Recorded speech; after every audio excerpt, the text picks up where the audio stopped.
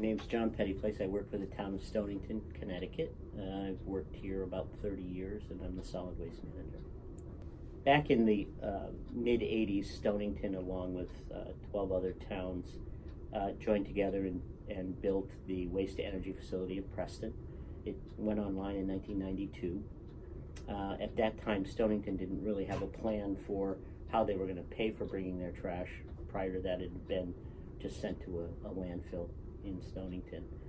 So we needed to come up with a way of paying for the trash we had to deliver to Preston. And after reviewing options, it was seen, pay-as-you-throw was seen as the fairest, most equitable way to get rid of our trash and have it paid for. So we went to what is called a pay-per-bag program. So your trash has to be placed specifically in the Stonington yellow bag. We have two sizes. You can get a 34 or a 15-gallon bag, and all of your household trash is placed in that. So recyclables are also picked up, but they're picked up in a separate container, and there's no charge for recyclables. There is a charge by the bag for the trash, and it's picked up curbside once a week. We haven't really had any negative feedback. You know, occasionally you'll have a problem with a bag. If a run of bags had a weakness or something, you'll hear from people. But overall, I think people think it's fair. It makes people think about what they're throwing away. It makes them connected to the cost of what they're throwing away. So in turn, they pay attention to what's recyclable, what they can reuse, what they can reduce, so on and so forth. The referendum happened less than a year into the program. We did 24 public hearings at that time to let people know about the program, make sure they understood what was going on. At the final public hearing, we had 30 people speak about the program, for, against, and the 26 in favor. People saying that they understood the program because they had used it for better than 6 months. People were saying things like the streets are cleaner because now everybody has to use a bag. They can't just have a barrel that gets tipped over by a dog. Tenants are recycling.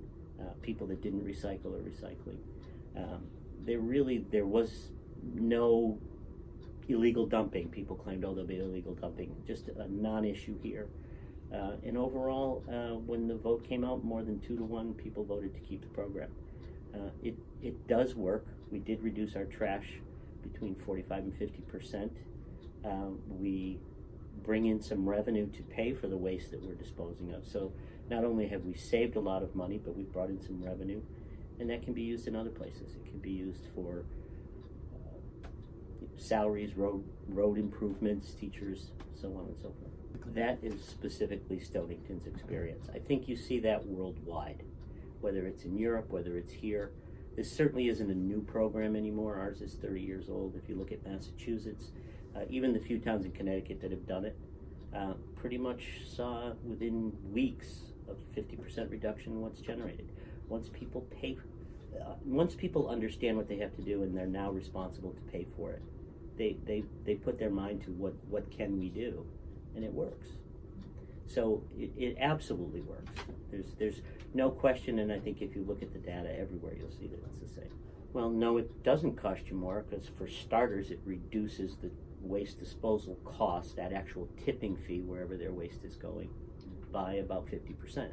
So it's saving money there.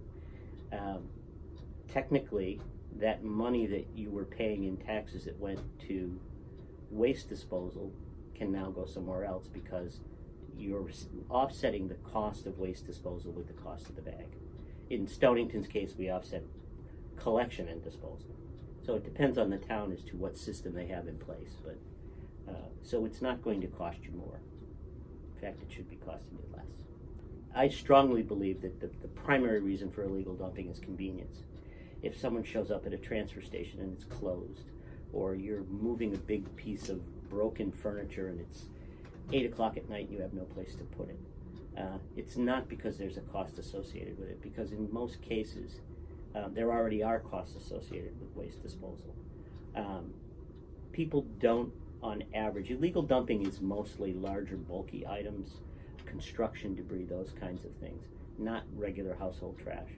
People don't fill up a trash bag and then drive along some road and throw it out. It just doesn't happen.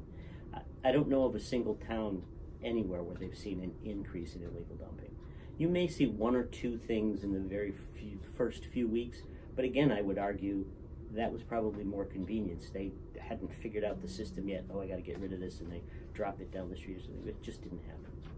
Per bag, it's not that expensive that you'd make a special trip each week to go hide your garbage somewhere else. It would take way too much time and way too much effort. Most people just want their trash to go away. And if for $1.50 or 75 cents you can put that bag out on the street, that's what you're going to do.